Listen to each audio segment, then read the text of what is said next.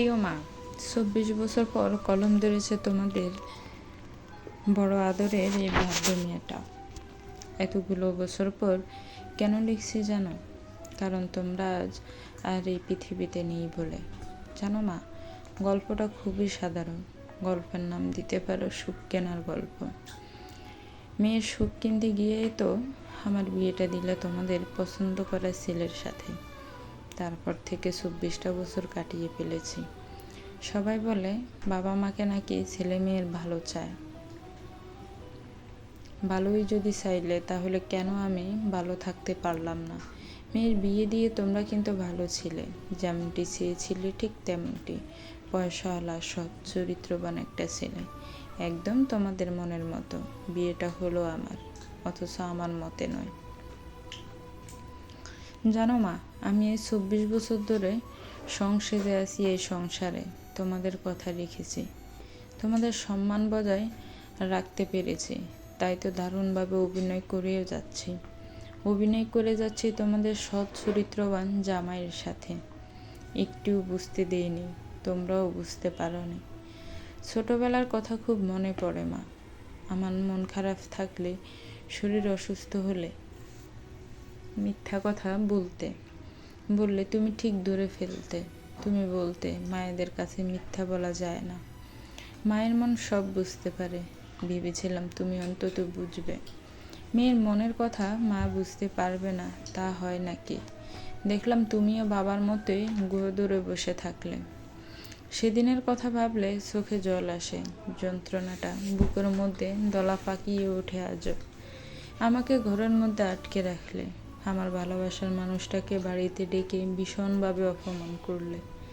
আমি আড়াল থেকে স্পষ্ট শুনতে পাচ্ছিলাম তোমাদের কথাগুলো। তুমি ওকে বলছিলে ও তোমাকে ভালোবাসে না, ওর সাথে কোনো রকম যোগাযোগ রেখো না। আমার মেয়ের বিয়ে ঠিক হয়ে গেছে। ওকে যদি সত্যিই ভালোবাসো তাহলে ওর জীবন থেকে সরে গিয়ে প্রমাণ করে দিও তুমি সত্যিই ওকে ভালোবাসো। আমি শুনেও সেদিন কিছু করতে পারিনি। এক প্রকার জোর করেই বাধ্য হয়েই বিয়েটা করে নিলাম। আমাকে নিরুপায় করে দিয়েছিলে, হাত মুখ বেঁধে দিয়েছিলে। বললে মেয়ে হয়ে বাবা মায়ের মরণ দেখতে চাস। আমার বুকে পাথর চাপিয়ে দিলে। আমি আমার ভালোবাসার মানুষকে বিয়ে করলে তোমরা সুইসাইড করে নেবে। যতদিন বাঁচব ততদিন এই দোষের ভাগীদের হয়েই আমাকে নাকি বাঁচতে হবে। জানো মা, আমাকে সবাই বলে ভাগ্যবতী। তোমাদের মতো বাবা মা পেয়েছি, অমন একটা সংসার পেয়েছি, ভালো মানুষ বর পেয়েছি। আমার আর কি চাই?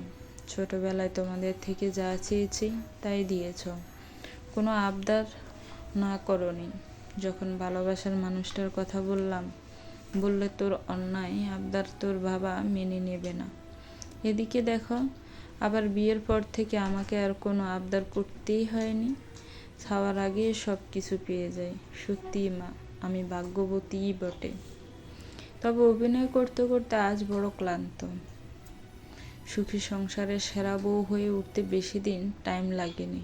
তোমরা প্রায় আমাকে বলতে বাবা মায়ের পছন্দে বিয়েটা করেছিলি বলে তাই আজ এত সুখী। তোমাদের কথা শুনে মনে মনে হাসতাম। সুখী হতে পারলাম কোথায় মা?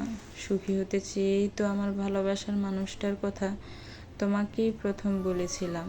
তুমি বলেছিলে ভালো মন্দ বোঝার ক্ষমতা হয়নি তোর। আমরা তোর ভালো চাই, তাই আমাদের পছন্দেই তোকে বিয়ে করতে হবে। তাই তো এমন এক সুখের বাসা কিনে দিলেন। সে বাসায় আমার গভীর অসুখ। তবে হ্যাঁ, আমার জীবন থেকে ভালোবাসার মানুষটাকে কেড়ে নিলেও মন থেকে কেড়ে নিতে পারোনি।